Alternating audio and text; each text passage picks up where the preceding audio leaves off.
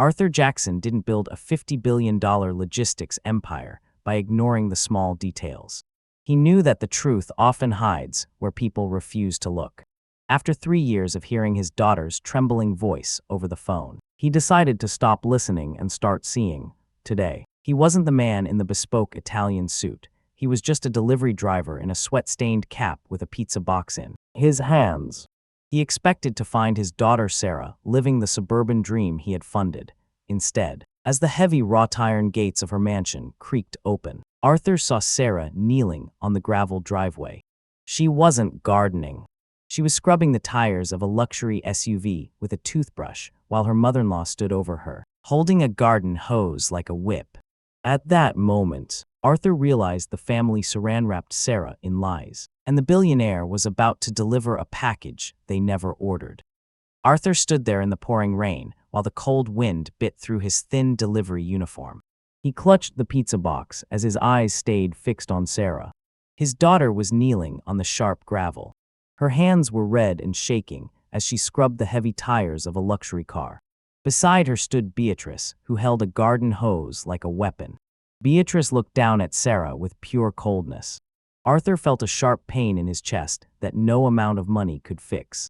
He remembered Sarah as a little girl who loved to dance in the sunlight. Now she was a servant in her own home. Arthur moved a step forward, but then stopped himself. He adjusted his sweat-stained cap to hide his face. He needed to see more. He needed to know how deep this betrayal went. Just 3 years ago, Leo had promised Arthur he would cherish Sarah forever. Arthur had even given Leo the seed money to start his business. He chose to live as a simple man to let his daughter find true love. But the man Sarah loved was nowhere to be seen. Suddenly the front door opened and Leo stepped out. He looked expensive in his designer suit.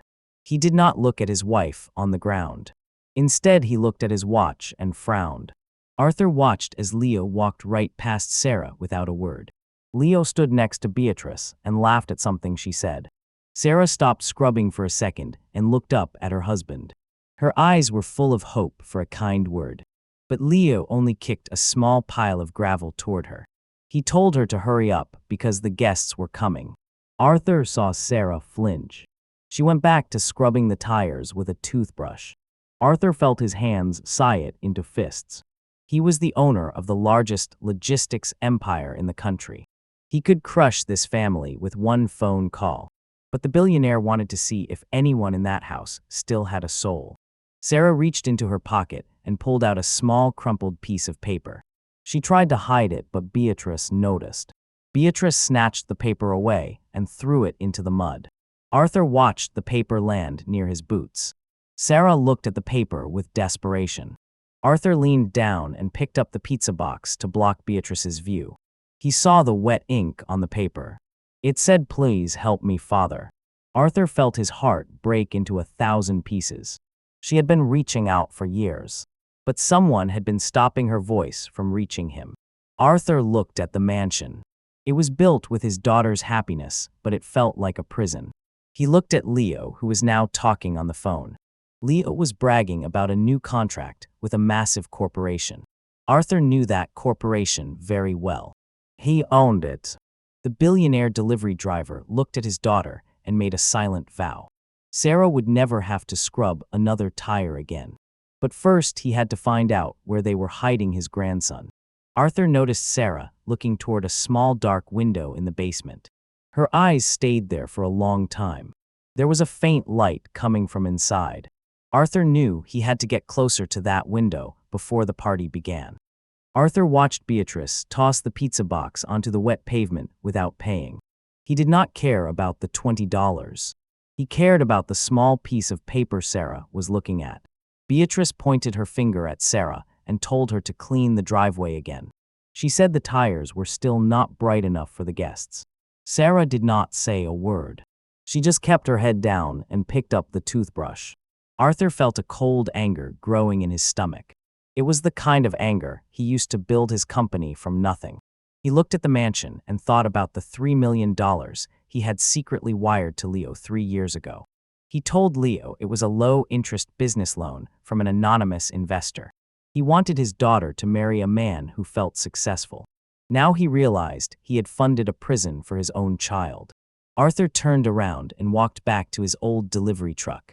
He sat in the driver's seat and watched through the side mirror. A few minutes later, a sleek silver Mercedes pulled into the driveway. A young man with slick hair stepped out. This was Gideon. He was Leo's younger brother. Gideon did not even acknowledge Sarah as he walked toward the front door. He just stepped over her hand as she reached for the scrub bucket. Arthur noticed Sarah flinch again. Her shoulders were shaking under her thin, wet shirt. Arthur reached for his radio, but then he remembered he was just a delivery man today. He needed to find the boy. He needed to find his grandson Toby. Sarah had mentioned Toby in every phone call. She said he was a happy boy who loved his toys. But Arthur had not heard a single child's voice since he arrived. He looked at the small basement window again. The faint light flickered. Arthur drove his truck down the street and parked behind a large oak tree. He stepped out and moved through the shadows of the neighbor's hedge. He reached the edge of the property line. He saw Leo standing on the balcony above Sarah. Leo was laughing while he poured a glass of expensive champagne. Some of the liquid spilled over the edge and landed on Sarah's back. Leo did not apologize. He just told her to make sure the kitchen was ready by 5 o'clock. Arthur felt his hands trembling. He looked at the birth certificate in his mind. Michael Daniel Jackson, no. That was a different story. This was his Sarah. His Sarah Jackson. She was being treated like a ghost in her own life. Arthur reached the basement window. He knelt in the mud and looked inside. The room was small and filled with old boxes. In the corner, he saw a small wooden cot. A young boy was sitting there. He was holding a plastic crane with a broken arm. The boy was not playing. He was just staring at the wall with eyes that were much too old for a 5-year-old. He looked exactly like Arthur. He had the same jawline and the same quiet focus. Arthur tapped gently on the glass. The boy did not jump. He slowly turned his head. He looked at Arthur through the grime on the window. Arthur saw a faint bruise on the boy's cheek. The billionaire sighed at his jaw. He realized the paper Sarah dropped was not the first one. It was the only one that made it out. Arthur saw a movement behind the boy. A shadow moved across the basement door. Someone was coming. Arthur remained frozen by the small basement window while the cold mud soaked into his knees. Inside that dark and cramped room, his grandson Toby sat alone on a wooden cot. The boy did not cry or call out for help. He only stared at the wall with a hollow expression that haunted Arthur. The bruise on the child's cheek was a deep shade of purple that spoke of long-term neglect.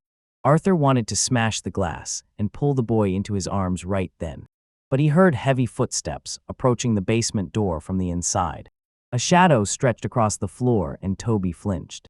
The boy quickly hid his broken plastic crane under a tattered blanket. The door creaked open and a woman entered. It was Sarah's younger sister-in-law Megan. She was carrying a plastic bowl filled with dry cereal. She set it on the floor next to the cot without saying a word. Toby did not reach for the food. He only looked at Megan with fear in his eyes. Megan sighed and told the boy to stay quiet because the important guests were arriving.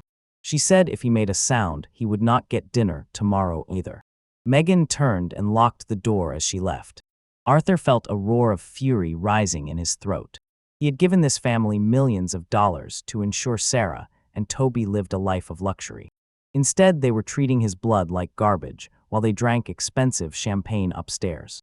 Arthur stood up and wiped the mud from his delivery uniform. He looked at the mansion and saw Leo standing on the front porch. Leo was laughing and shaking hands with a man Arthur recognized as one of his own junior vice presidents. The betrayal was complete. Leo was using Arthur's money and Arthur's connections to climb the social ladder while Sarah scrubbed floors and Toby lived in a cellar. Arthur reached into his pocket and pulled out a small black device. It was a high-encryption satellite phone. He did not call the police yet. He needed to be sure Sarah was safe first. He saw Sarah walking toward the backyard with a heavy bag of trash. She looked exhausted and her steps were slow. Arthur moved through the shadows of the garden to meet her. He waited until she was behind the large stone fountain where the house lights could not reach her. Sarah dropped the bag and leaned against the cold stone. She let out a small, broken sob. Arthur stepped out of the darkness and whispered her name. Sarah jumped and looked at the delivery man with wide eyes. She did not recognize him at first under the cap and the grime. But then Arthur took off his hat and looked at her. Sarah gasped and covered her mouth with both hands. She tried to speak, but only a sob came out. Arthur stepped forward and held her shoulders. He told her he was here now and he would fix everything. Sarah shook her head and told him he had to leave. She said Leo and Beatrice would hurt him if they found out who he was. She said they had taken Toby and she did not know where he was. Arthur looked her in the eyes and said he had already found the boy. He told her Toby was in the basement and he was coming home today. Sarah's eyes filled with a desperate kind of hope. But then the sound of a loud bell rang from the front of the house. It was the signal that the main dinner was beginning. Leo's voice boomed through the speakers, and he called Sarah back to the kitchen. Sarah looked at Arthur with terror. She said she had to go or they would punish Toby. Arthur squeezed her hand and told her to go inside. He told her to act as if nothing had changed for just one more hour. He whispered that a special delivery was about to arrive at the front door, and it would change their lives forever. Sarah took a deep breath and walked back toward the mansion. Arthur watched her go, and then he dialed a single number on his satellite phone. He told the person on the other end to bring the entire security team and the legal documents. He said it was time to close the account on this family. The billionaire delivery driver walked back to his truck with a cold determination. The party was just getting started, but he was about to end it. It is heartbreaking to see a father discover his daughter in such pain, but the truth is finally coming to light. If you want to see Sarah and Toby finally find justice, please like this video and subscribe to see what happens next. Many families face hidden struggles just like this one. Are you watching this story from New York, South Africa, or London? Arthur did not stay to see the special delivery arrive at the front door. He moved back to his delivery truck and sat in the quiet cab.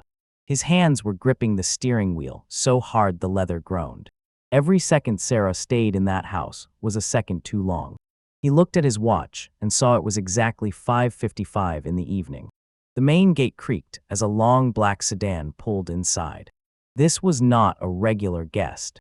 It was his lead security coordinator, James. Arthur checked his satellite phone and saw a message confirming the perimeter was secure. Upstairs in the mansion, the sound of a violin began to play for the guests. But in the basement, the boy Toby sat in near total darkness again. Sarah was back in the kitchen, and her hands were trembling as she plated the expensive steak. Beatrice stood behind her and told her to stop shaking, or she would lose her job for good. Sarah wanted to tell her that she did not care about the job anymore. She wanted to tell her that her father was standing right outside. But she remembered Arthur's warning to act as if nothing had changed. Suddenly, a loud knock echoed through the entire mansion. It was heavy and demanding. Leo looked at the front door and then at his mother. He expected a business partner, not a storm. The maid opened the heavy oak door and found 3 men in suits standing there. They were not smiling. They were holding legal folders and a court order. One man stepped forward and asked for Leo Jackson. Leo walked to the door with a smirk and asked if there was a problem with the pizza delivery. The man did not laugh. He handed Leo a document and said they were here to serve a notice of immediate asset seizure. Leo's face went white as he read the first page. He saw the name of the primary creditor. It was the Jackson Global Group. Leo whispered that there must be a mistake because he was about to sign a contract with them. The man in the suit shook his head and said the owner of the group was already on the property. Beatrice rushed to the door and told them to leave her house at once. She said they were important people with powerful friends. The security team ignored her and began placing yellow tape across the grand staircase. Sarah walked out of the kitchen and stood in the hallway. She saw the fear in Beatrice's eyes and felt a strange sense of peace. For 3 years she had been told she was nothing. Now the walls of her prison were literally being taped shut. Arthur stepped out of his delivery truck and took off the sweat-stained uniform. Underneath, he was wearing a perfectly tailored charcoal suit. He walked toward the front door with the air of a king returning to his throne. Every guest in the ballroom stopped talking as the billionaire delivery driver entered the hallway. Arthur did not look at the guests. He looked at Sarah. He saw the tears in her eyes and he held out his hand. He told her it was time to go. Leo tried to step between them, but a large security guard blocked his path. Arthur looked at Leo with eyes like ice. He said he wanted the key to the basement right now. Leo stammered that he did not know what Arthur was talking about. Arthur leaned in and whispered that if the key was not in his hand in 5 seconds, the police would find the boy themselves. Beatrice began to cry and she reached into her pocket. She handed Arthur a small brass key. Arthur took the key and looked at Sarah. He told her to wait with the guards. He was going to get Toby. But as Arthur turned toward the basement stairs, he saw Gideon looking at him from the shadows of the library. Gideon was holding a phone, and he was smiling in a way that made Arthur stop. Gideon whispered that Arthur was too late for the most important part of the deal. Arthur gripped the brass key until the metal bit into his palm. He ignored Gideon's mocking grin from the shadows of the library. His focus was only on the basement stairs. Every step down felt like descending into a tomb. The air grew damp and smelled of forgotten things. He reached the heavy wooden door and inserted the key. It turned with a dry groan. When the door opened, the faint light from the small window revealed Toby. The boy was still sitting on the cot, clutching his broken plastic crane. He looked up, and for the first time, Arthur saw a spark of recognition. Toby whispered the word Grandpa. Arthur felt a surge of warmth that nearly broke his composure. He scooped the boy up, wrapping him in his charcoal suit jacket. Toby felt far too light, his ribs prominent through his thin shirt. Arthur whispered that they were going home. He carried the boy up the stairs and into the grand hallway. The ballroom was still silent, the guests watching in disbelief. Arthur handed Toby to his lead security coordinator, James. He told James to get the boy to the medical van immediately. Sarah rushed forward, her eyes streaming with tears as she touched Toby's hand. Arthur gave her a short nod, a silent promise that the worst was over. But as Toby was carried away, Arthur turned back to Leo and Beatrice. Leo was shaking, clutching the asset seizure notice. Beatrice was screaming about her rights and her social standing. Arthur walked to the center of the room and looked at the Quan Koch. He announced that the Jackson Global Group did not just seize assets. He explained that they also conducted thorough audits of moral conduct. He told the guests that every penny Leo spent on this party came from a trust fund meant for Sarah's protection. Beatrice tried to slap him, but Arthur caught her wrist with a steady hand. He looked at her and said that she had mistaken his silence for weakness. Leo stammered that Arthur couldn't do this because they were family. Arthur stepped closer to Leo and whispered that family is a bond of blood and respect, not a contract for abuse. Suddenly, Gideon stepped out from the library, still smiling. He was holding a small glass vial and his phone. Gideon told Arthur that the basement wasn't the only place with a secret. He pointed his phone at the television screen in the ballroom. A live video feed appeared, showing a different room in the mansion. It was a small nursery Arthur hadn't seen before.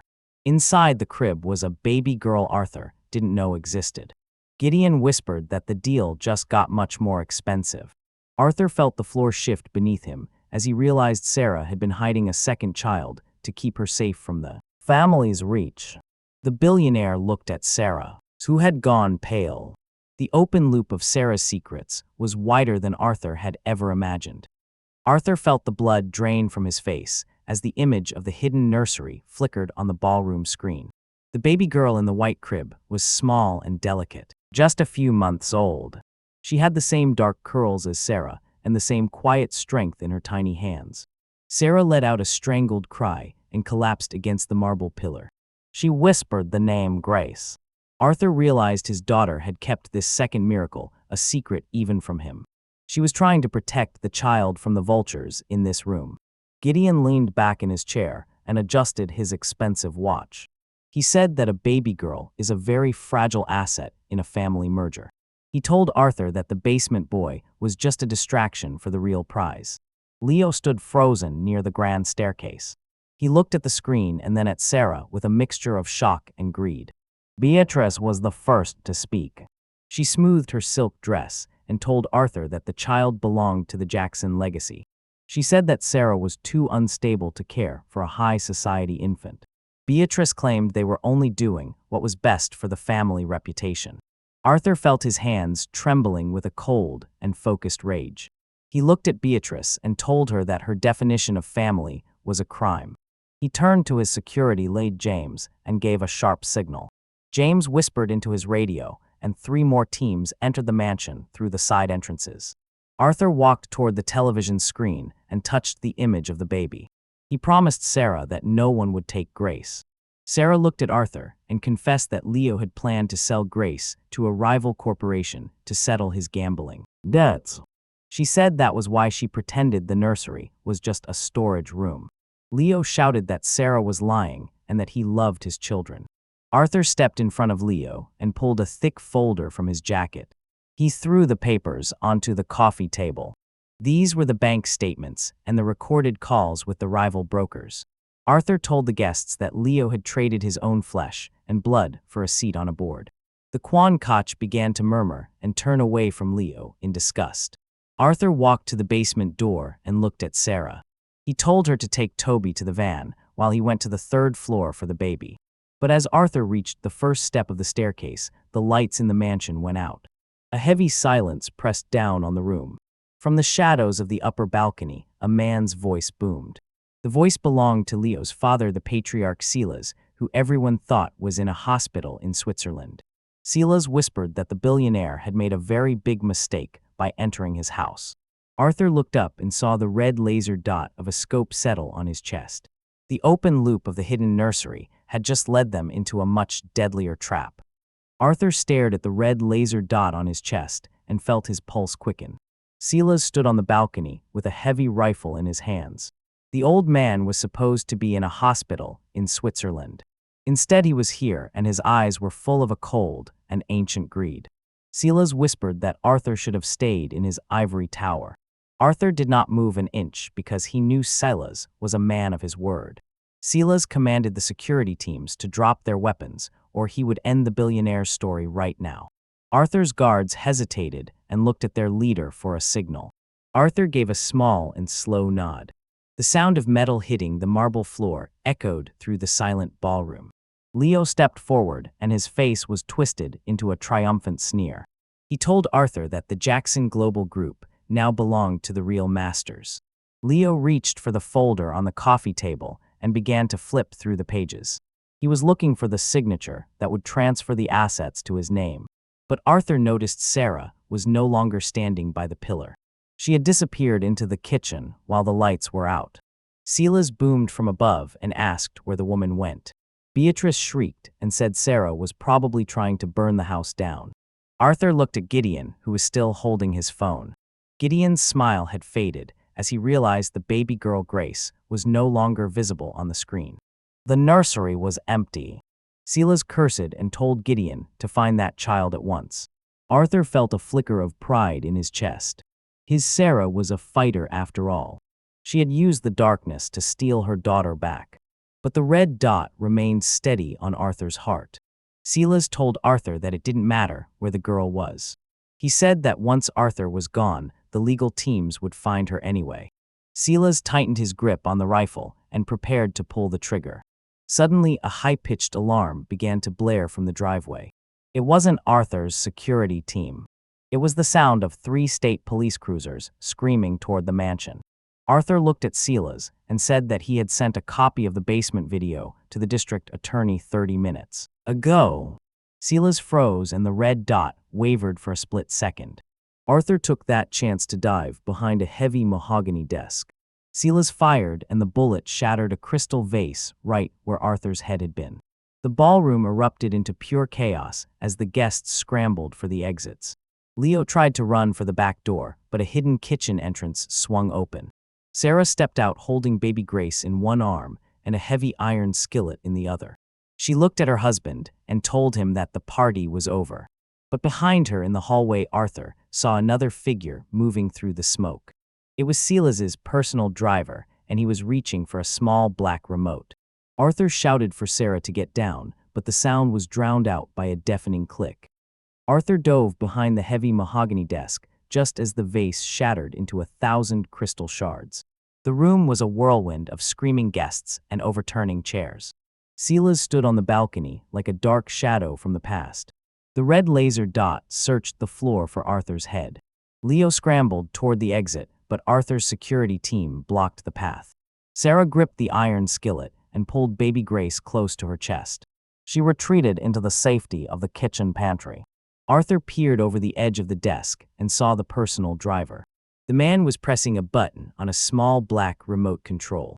Suddenly, the heavy iron gates at the end of the driveway slammed shut with a metallic clang. Every exit was now sealed. Arthur realized Silas didn't want to escape. He wanted a final showdown. Arthur reached into his inner pocket and pulled out a backup radio. He signaled to James that the police were 3 minutes out. He told them to breach the gates with the armored SUV. Upstairs, Silas shouted for Gideon to find the girl. Gideon looked at his phone, but the screen was dark. He cursed and threw the device against the wall. Beatrice was on her knees, weeping into her silk dress. She begged Silas to stop before they lost everything. Silas ignored her and reloaded his rifle. Arthur watched the driver move toward the basement door. He knew Toby was already safe in the van, but the driver didn't know that. Arthur took a deep breath and stood up. He shouted to Silas that the video evidence was already at the district attorney's office. He told Silas that killing a billionaire wouldn't hide the truth anymore. Silas left a dry and hollow sound. He said that in this town he was the law. But then the sound of sirens grew deafening. Blue and red lights flashed against the high ballroom windows. The front door groaned under the pressure of a battering ram. Arthur saw Leo try to hide behind a curtain. He saw the cowardice in the man he had once trusted with his daughter. Sarah stepped out of the pantry with Grace. Her face was set in a mask of iron determination. She looked up at Silas and told him his reign was over. The driver turned toward Sarah and raised a silenced pistol. Arthur didn't think. He lunged across the open floor to shield his daughter. A second click echoed through the room. This time it wasn't a remote. It was the sound of Silas's rifle jamming. Silas slammed the weapon against the railing in fury. The front doors finally gave way with a thunderous crash. 10 officers in tactical gear flooded the hallway. Arthur felt the cold marble under his palms as he slid to a stop. He looked up and saw Sarah was safe. But Gideon had disappeared into the library shadows. And on the table, the legal folder with Arthur's real name sat wide open. The billionaire knew the reveal was coming, but he didn't know who would survive to see it. The sound of the heavy front doors splintering echoed like a final judgment through the mansion. Arthur remained on the floor for a heartbeat, his body shielding Sarah and little Grace. Dust and white plaster fell from the ceiling like artificial snow. Silas stood on the balcony above, his face contorted in a silent scream of rage. He looked down at the tactical officers swarming his hallway. The red laser dot finally vanished from Arthur's chest. Arthur stood up and brushed the white plaster dust from his expensive suit. He looked at Leo, who was now shivering behind a velvet curtain. Sarah stood beside Arthur, her grip on baby Grace tight and protective. She looked at the legal folder on the mahogany table. It was open to the last page. The name Arthur Jackson was printed in bold black ink. Leo's eyes darted from the paper to the man he had called a pizza delivery boy. He realized the man he had humiliated was the source of all his wealth. Beatrice sat on the floor, her silk dress ruined by the dust. She whispered that they were only trying to keep the family together. Arthur ignored her and walked toward the tactical lead. He pointed to Silas on the balcony and told the officers to secure the weapon. Silas threw the jammed rifle over the railing and retreated into the darkness of the master suite. Gideon was still nowhere to be seen. Arthur turned back to his daughter. He touched Grace's soft cheek and felt a tear escape his eye. He whispered that the nightmare was finally over. But Sarah did not smile. She looked at the shadows of the library where Gideon had vanished. She told Arthur that the small black remote was not for the gates. She said Silas had rigged the house with a silent security purge system. Leo gasped and looked at the vents in the ceiling. A faint hiss began to fill the room. It was an industrial-grade sedative gas used for high-security lockdowns. Arthur grabbed a cloth from the table and pressed it over Grace's face. He told the officers to get everyone out of the ballroom immediately. The guests scrambled toward the broken front doors in a blind panic. Leo tried to follow them, but the heavy library doors suddenly slammed shut. Gideon's voice came over the mansion's intercom. He said that if Arthur wanted the children, he had to make one final trade. Gideon claimed that the legal folder contained a second document Leo had never seen. Arthur looked at the folder again. Underneath the asset seizure notice was a handwritten note in Sarah's script. It was a map of a location 3 miles north of the estate. Arthur realized that Toby was not in the van. The boy he had carried out was a decoy planted by Silas's driver. The real Toby was still out there in the cold, dark woods. The billionaire felt his heart stop as he looked at the closing library doors. The reveal of his identity was only the beginning of a much darker game. Arthur did not let the library doors stay shut for long. He signaled to the tactical team lead. 2 officers stepped forward and forced the heavy wood open. The air inside was thick with the scent of old paper and dust. Arthur rushed to the mahogany table where the legal folder lay. He grabbed the handwritten note in Sarah's shaky script. The map showed a remote cabin near the Blackwood Creek area. Arthur felt a cold dread settle in his stomach. He looked at Sarah, who was still clutching baby Grace. Her eyes were wide with a terror that Arthur had never seen. She whispered that the driver was Silas's most loyal shadow. She explained that Silas had planned this swap since the morning. The billionaire realized the boy he had sent to the van was indeed a decoy. Silas had used Toby as a human shield and a bargaining chip. Arthur turned to Leo, who was still cowering by the vents.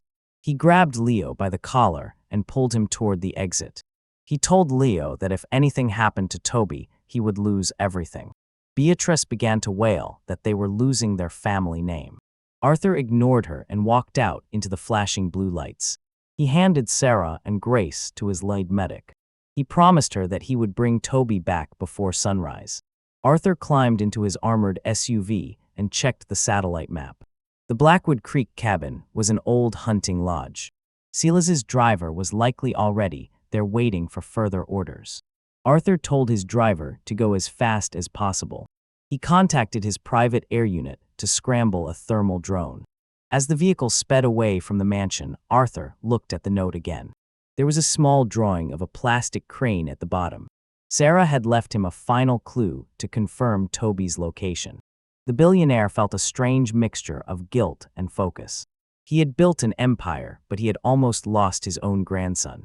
He realized Silas had stayed behind at the mansion to buy time. The rifle jam had been a lucky break, but Silas was still dangerous. Suddenly, the drone feed flickered on Arthur's dashboard screen. It showed a heat signature moving near the cabin in the woods. But there was a second signature moving from the opposite direction. Arthur realized someone else was approaching the lodge. He whispered into his radio and asked James for a status update. James said the local sheriff had a deputy in that area. Arthur's heart hammered against his ribs as he recognized the second heat signature. It was Gideon's silver Mercedes parked a mile away. Gideon had not vanished to hide, but to finish his own part of the plan. The billionaire knew that the true betrayal was still unfolding in the dark. Arthur sat in the back of the armored SUV while the rain lashed against the windows. He stared at the dashboard screen, which showed the heat signature at the creek cabin. Gideon's silver Mercedes was indeed parked nearby, but it was not moving. Arthur felt a cold, hollow feeling in his chest. Silas had planned every single move with a terrifying precision. The billionaire realized that the man he carried out of the basement was not Toby at all. It was a local orphan Silas had used as a body double. The real Toby was still out there in the freezing woods with Silas's most dangerous man. Arthur checked the digital map again and saw the terrain was rough. He told his driver to stop the vehicle at the bridge. Arthur stepped out into the mud and looked toward the dense tree line. He adjusted his earpiece and spoke to his air unit leader.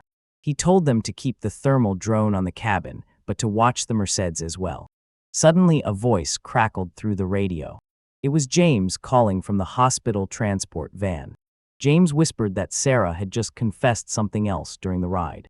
He said that Toby had a medical condition Leo never bothered to learn about. Toby needed a specific injection every 12 hours or his breathing would stop. Arthur looked at his watch and saw that 11 hours had passed since the boys' last meal. The stakes were no longer about money or a legacy. It was a race against a clock Arthur could not see. Arthur started running through the wet grass toward the silver car. He reached the vehicle and found the door unlocked. Inside the glove box, he found a second small remote control. He pressed the button and the cabin's outdoor floodlights flickered to life on the drone feed. He saw a man walking toward the Blackwood Creek cabin, carrying a small bundle wrapped in a yellow blanket. It was Toby. The boy looked still and his small arm was hanging limp. Arthur shouted for his sniper team to take the shot, but Silas's driver was using the boy as a shield. Arthur realized that Gideon had not come here to save his nephew. Gideon was there to ensure Toby never made it back to the mansion. Arthur saw Gideon step out from behind a large pine tree with a silenced pistol. Gideon was aiming at the driver, but the angle was too dangerous for Toby. The billionaire felt his breath hitch in his throat as he realized his grandson was caught between two monsters. He told the air unit to drop the thermal decoy. A bright flash illuminated the woods, and for a split second, everyone was blinded. Arthur lunged toward the cabin door with everything he had left. He heard a single muffled shot echo through the trees. Arthur reached the porch and saw the driver fall, but Toby was gone. The bundle on the ground was empty. Arthur looked at the dark, rushing water of the creek and saw a small plastic crane floating near the bank. The billionaire's heart shattered as he realized the loop was closing in the worst way possible. Arthur stood on the porch of the hunting lodge and watched the silver crane toy sink into the dark creek water. His heart felt heavy like a light weight in his chest. The billionaire turned back to the man on the ground. Silas's driver was not moving at all. Arthur looked at the empty yellow blanket and then at the dark woods. He shouted Toby's name until his voice went thin, but only the sound of the rushing water answered him. Suddenly, a small light flickered from the thicket across the creek. Arthur squinted and saw a figure moving slowly through the pine trees. It was Gideon.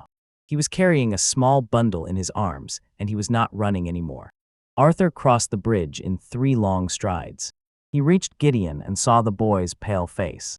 Toby was breathing, but his eyes were closed tight. Gideon handed the boy to Arthur, and his hands were shaking. Gideon whispered that he could not do it. He said he had planned to take Toby to a safe house to use him against Silas later. But when he saw the boy flinch in his sleep, he remembered Sarah's face. Arthur held his grandson close and felt the child's warmth. He told Gideon that this was the only good choice he had ever made. Arthur looked at his watch. Only 5 minutes remained for the life-saving injection. He ran back to the SUV and grabbed the medical kit Sarah had prepared. He administered the medicine with a steady hand. Toby let out a soft groan and his eyes fluttered open. He looked at Arthur and whispered that the crane was in the water. Arthur smiled through his tears and told the boy he would buy him 100 more. The billionaire signaled to his team that the boy was safe. An hour later, they returned to the mansion. The police were leading Silas and Leo away in handcuffs. Beatrice was sitting in the back of a cruiser with her head in her hands. Sarah ran toward the SUV as it pulled into the driveway. Arthur stepped out and handed Toby to his mother. Sarah fell to her knees and sobbed into the boy's neck. Arthur watched them and felt a peace he had not known in years. He had used his wealth to build walls, but today he had used it to break them down. He looked at the legal documents on the table and saw his real name. He was no longer a ghost or a delivery man. He was a father and a grandfather. The billionaire stayed on the porch as the sun began to rise over the estate. He realized a true legacy is built with the lives you protect, not the money you make. This story reminds us that the truth can be hidden for a long time, but it always finds its way home. Sarah and Toby finally found the love and safety they deserved after 3 years of darkness. If this story touched your heart, please like and subscribe to hear more journeys of justice and redemption. We all face choices between greed and family. If you were in Arthur's shoes, would you have forgiven Gideon for his help? Tell us about your own experiences with family and forgiveness in the comments below.